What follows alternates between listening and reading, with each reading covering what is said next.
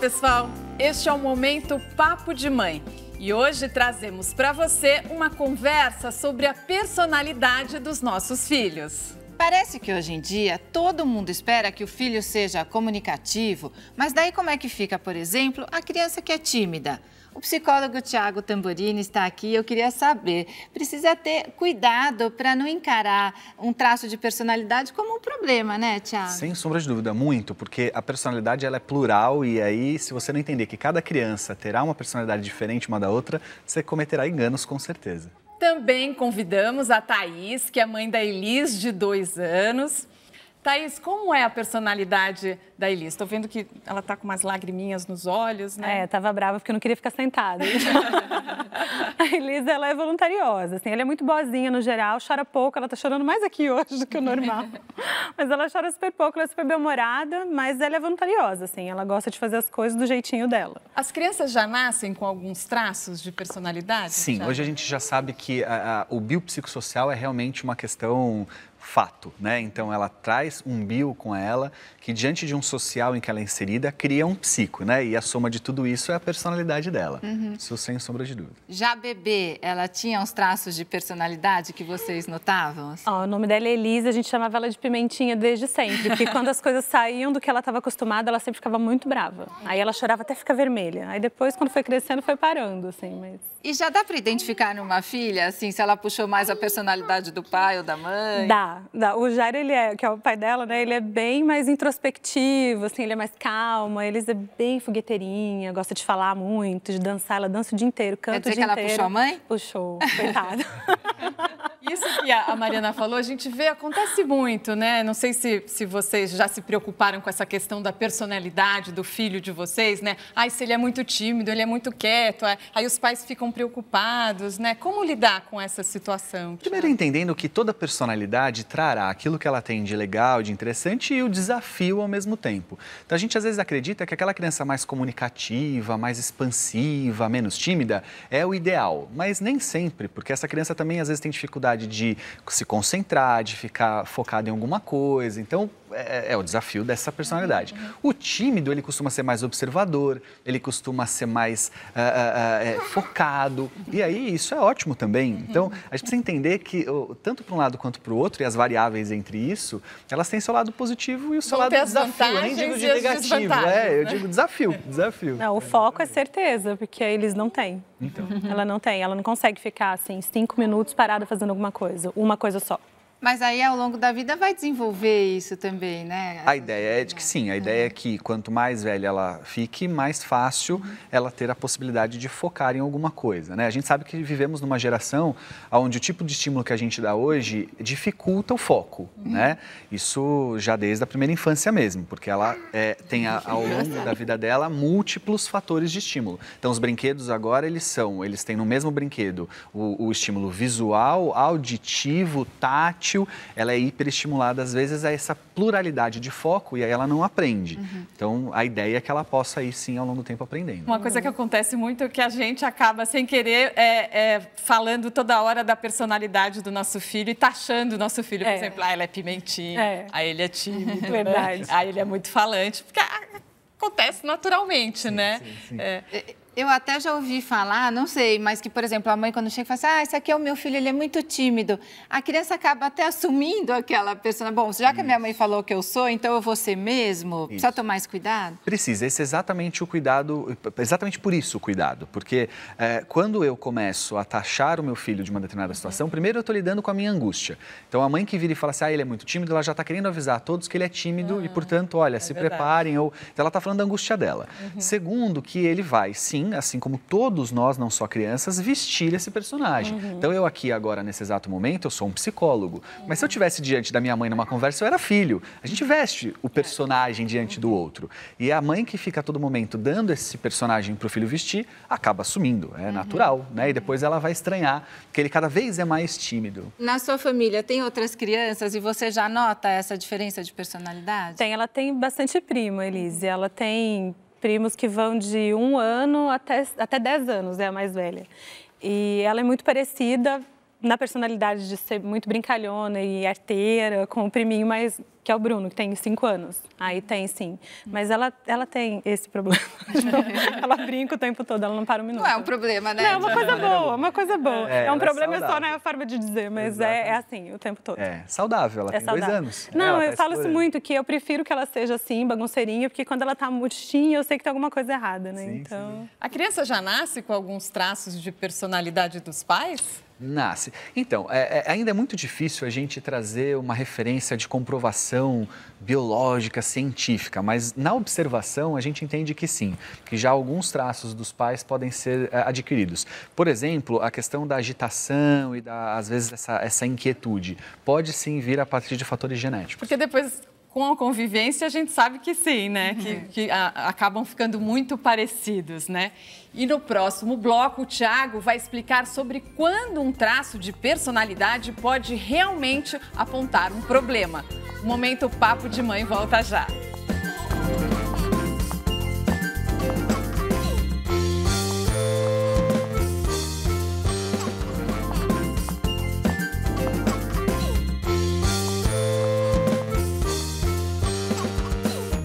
O Momento Papo de Mãe está de volta. O tema hoje é o respeito à personalidade da criança.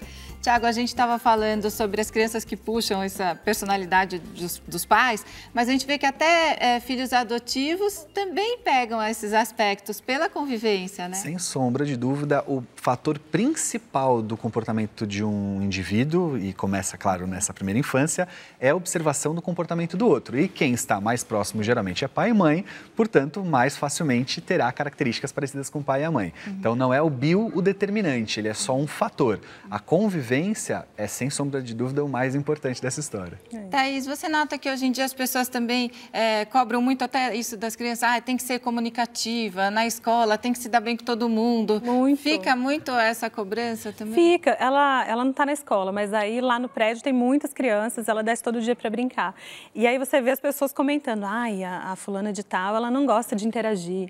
A fulana de tal só fica ali, enfiada ali naquele brinquedo. Não, o fulano brinca com todo mundo. Então tem mesmo esse pré-julgamento das crianças, dá até dó, né? Essa questão também de falar, né? A gente recebe muita participação de telespectadores, eles enviam perguntas porque os filhos não estão falando ainda. Então fica essa cobrança, tem que falar a frase inteira, tem que se comunicar, né? E Isso às vezes verdade. tem que respeitar o tempo de cada um também, né? A gente nos últimos, 20 anos passou a comparar muito mais e principalmente porque a gente tem mais acesso, às vezes, às informações dos outros, né? Então a gente está cada vez mais vendo o que o outro posta na internet, o que o outro diz no WhatsApp e tal. Isso começa a criar na gente uma ansiedade de que o meu filho não é igual e se não é igual, então o diferente está errado. E isso é um perigo, porque, aliás, o grande barato, por exemplo, de uma sala de aula é a pluralidade que aquelas crianças apresentam. Com certeza. Num brincar, o grande legal de um brincar é a pluralidade na forma de brincar, né? E isso que é legal, você acaba criando amizades diferentes de você, né? E aí que você se completa, que você cria uma personalidade bacana, né? Transforma o caráter, né? Isso é super Tem bom. que tomar cuidado com essas comparações todas, Sim, né? não, com certeza, porque cada um é um. Ela fala desde muito cedo. Então eu tenho pena, porque muita gente que tem criança da mesma idade que ela, 2 anos, que falam menos, mas por que ela já fala assim? Mas por que meu filho não fala? E a gente sempre fala, não, mas é isso mesmo, porque a gente fala muito mesmo.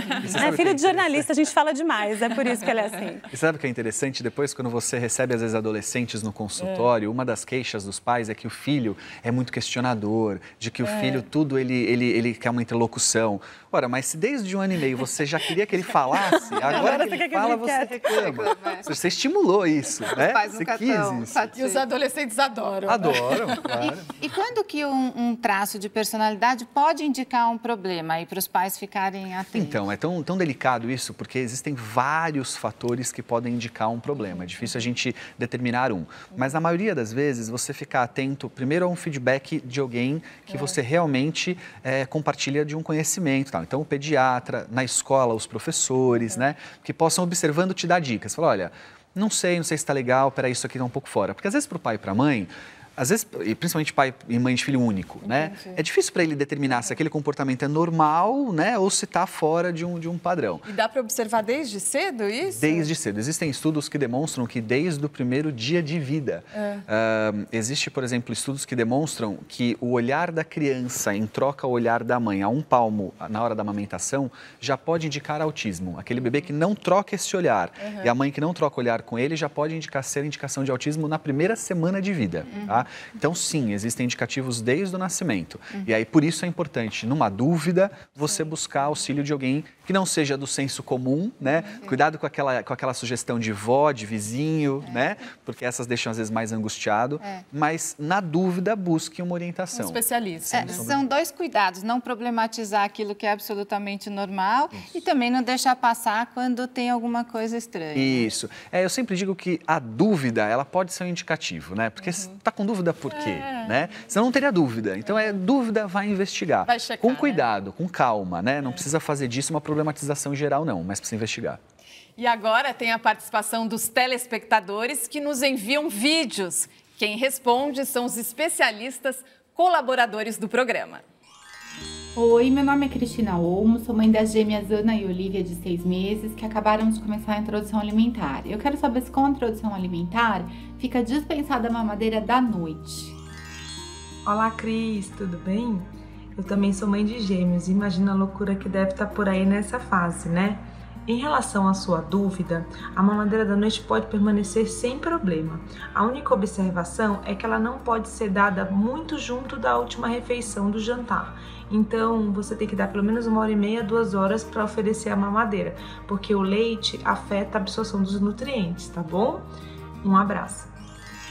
Participe você também. Os vídeos podem ser encaminhados para o e-mail momento@papodemãe.com.br.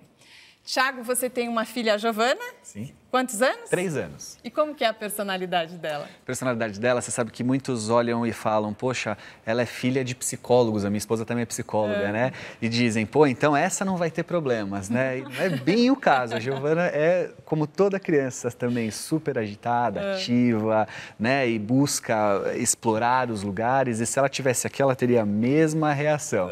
Ou seja, descobrir, entender, criar interações. Essa é a Giovana no dia a dia dela, uma criança de 3 anos de idade. Tem que respeitar o jeito dela, né? Exatamente. Ela puxou mais o pai ou a mãe? Eu acho que mais o pai no sentido da ansiedade, da agitação, e mais a mãe nessa coisa da exploração e do querer conhecer. Ela tem um pouquinho dos dois bem forte, assim. Tem uma boa mistura. E a ansiedade, se for preciso, a gente vai aprendendo com o tempo a lidar, né? Sim, eu tô com 37 anos e ainda tô aprendendo. Eu imagino que ela vai até lá tentar também. Mas, claro, a ideia é que essa ansiedade vá dando espaço para outros fatores de aprendizado, sem dúvida. Tiago, obrigada pelas informações aqui no Momento Papo de Mãe. Eu que agradeço o convite. Thaís, obrigada pela participação. Obrigada a vocês, foi muito legal. Obrigada a você de casa que nos assiste e até o nosso próximo encontro. A gente se vê por aqui. Tchau!